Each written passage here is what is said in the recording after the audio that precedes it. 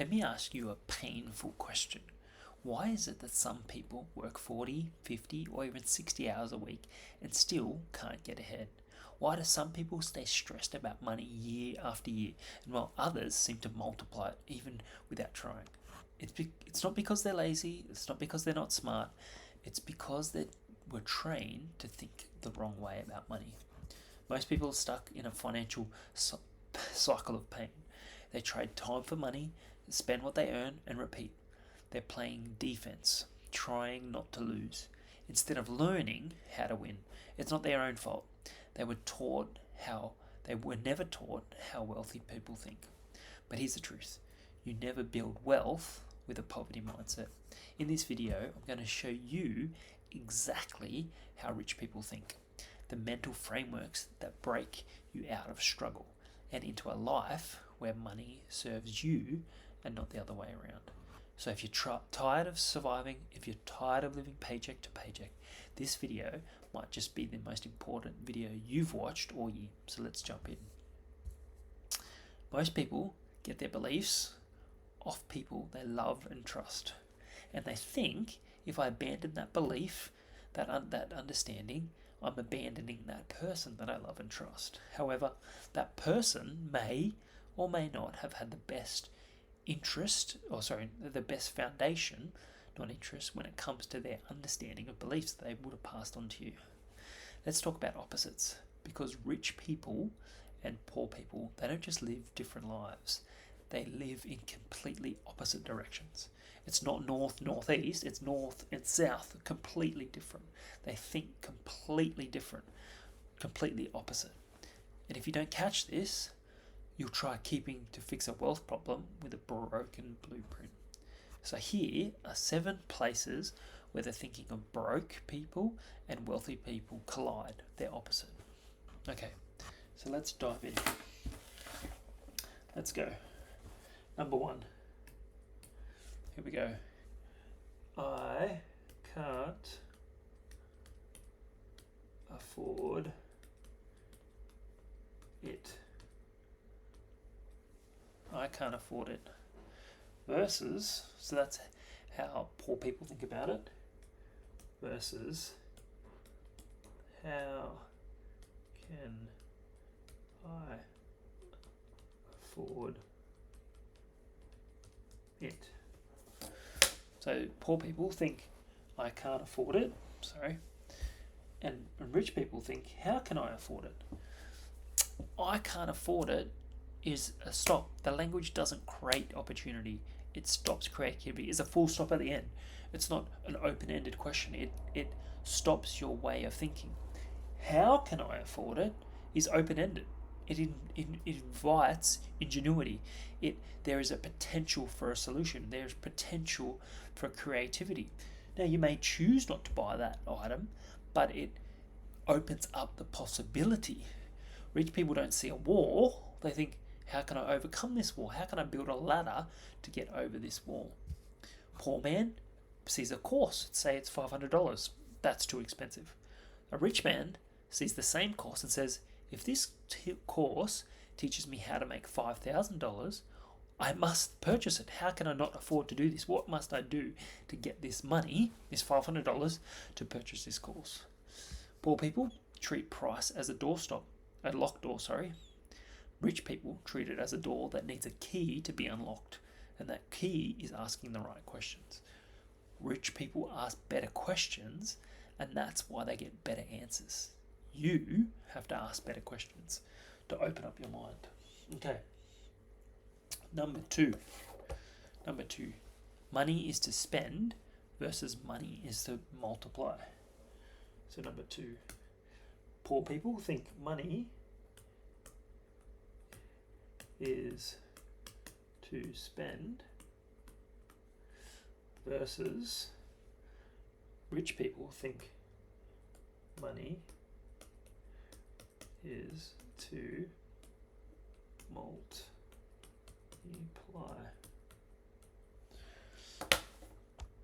So, money is to spend versus money is to multiply. Broke people say, I got paid, it's time to treat myself. It's payday. Let's go shopping. Let's go buy something. Wealthy people say, I just got paid. It's time to pay myself first and then make the rest of the money work for me.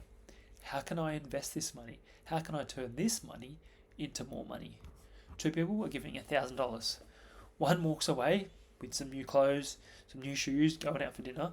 The other one buys tools, digital products, invest in themselves to start a business. Poor people treat money like confetti and they just throw it and hope that it lands in the right spot. But rich people treat money as a seed. They want to plant it, water it, cultivate it, grow it, multiply it. They want it to produce more of its own kind. Okay, so number three. Work harder versus leverage smarter. So number three, poor people think work harder versus leverage smarter.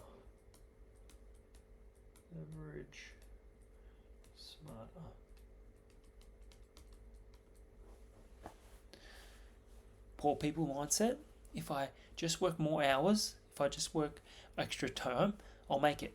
Working harder, longer at something that isn't working isn't going to get better.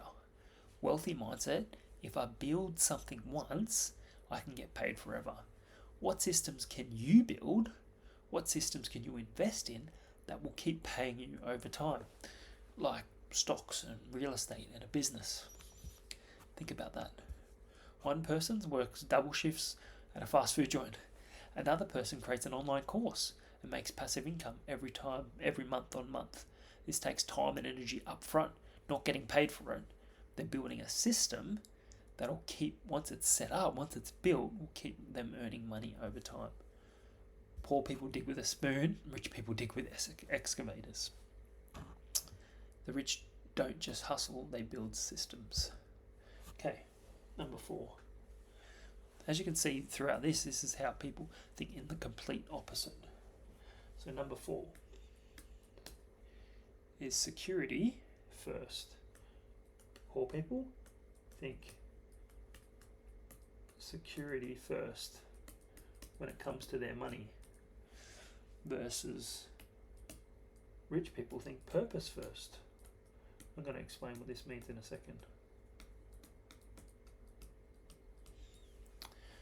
So most people don't chase wealth because they're too busy chasing comfort. They choose stability with stagnation. They choose security with settling. They want a job, a safe, secure job, a guaranteed paycheck week after week, no risks. But they don't realise that they could lose the job.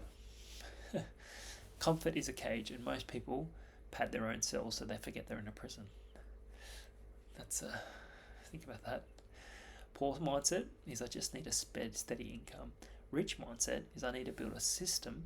I need to build something that matters, and security and purpose. I need to build something that matters, and security will follow the purpose. I need to build value for the community. How can I build value for someone and they will eventually pay me for it? Poor people think, I'll hold on to this job that I hate, think that it's secure, but the business could go bankrupt. They could be let go. The business could close. They could get fired. But rich people take risks on a business that aligns with their gifts, their talents, and their calling. Often you think of an elephant, they talk about an elephant being, as a baby, being chained to a peg, and then as it grows up, it doesn't leave because it thinks that that's its life.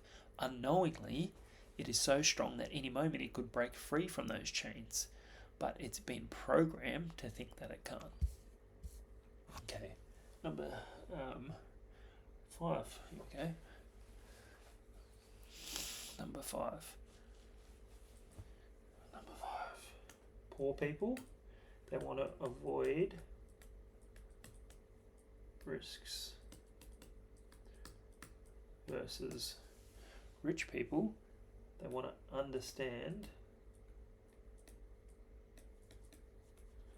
and manage risks. Broke people avoid risk at all costs, so they get to stay stuck. But rich people study risk, manage it, and they use it to their advantage. Two people are given $10,000. The poor person thinks, I'll stick it in my account, I'll save it, I'll get some slow interest savings in my savings account. A rich person thinks, how do I invest this in improvement and in a proven investment strategy? How do I make this asset grow over time? If you're waiting for everything to be perfect, you'll never have more. You need to take risk, but you also need to manage risks. We take risks all the time in life, whether you know it or not. Walking down the street, driving your car, we have risks all day, every day, but we manage them, we understand them, and we manage them. The same can be done with our finances. Okay. Number 6. This is, I think, a really powerful one. Number 6. Poor people think debt is evil. Versus rich people think debt is a tool. So I would say credit card debts are bad. There's something called bad debt. And if you need to learn how to leverage and use debt to make an impact. Poor people think, I never want to owe anything, avoid debt altogether. Rich don't use bad debt, but they leverage good debt to build cash flow assets. And that's really key, is that you want to use debt to create things and not just buy things that will reduce value over time, but will grow in value over time. Broke thinker uses a credit card to buy a flat screen TV, for example, but a rich thinker uses a business loan to buy an investment property, a rental property. So they're both using debt, but a broke person's thinking, I'll get in debt to buy junk, buy stuff to impress people, but a rich person thinking, how do I use debt to buy assets to grow my wealth? Bad debt is like eating sugar, sweets. Good debt is like driving a truck. It's dangerous if you misuse a vehicle, but powerful if you understand it. And lastly, number 7 is money is the poor people think money is the goal. They think money is the goal, versus rich people think impact is the goal. Poor people chase the money. They chase like a dog chasing a cat. But rich people chase purpose. And if you chase purpose and creating value for people, money will follow.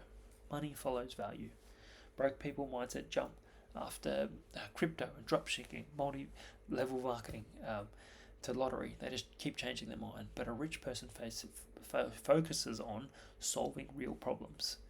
And if they solve it well, they will get paid for it. Think about an iPhone. It solves a problem and people are willing to pay for it. Now that solution, think about this, that solution is an iPhone. It needs apps from the App Store. So that solution actually created more problems because people needed to purchase apps. It created more problems because people needed chargers, and they needed screen protectors, and they needed phone protectors.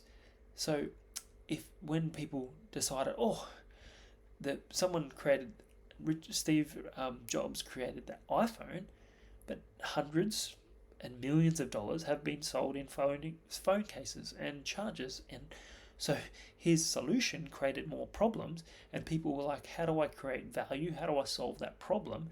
And it actually created a whole industry now of phone cases and chargers and apps, and it's just crazy because people kept focusing on solving other people's problems.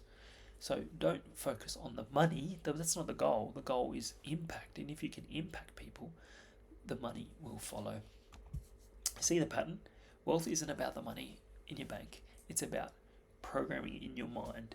It's thinking the complete opposite, because your money will always flow in the directions of your beliefs. Fixing your thinking will fix your finances. So I hope this video helps you. Thanks so much for watching, and I can't wait to see you on the next video.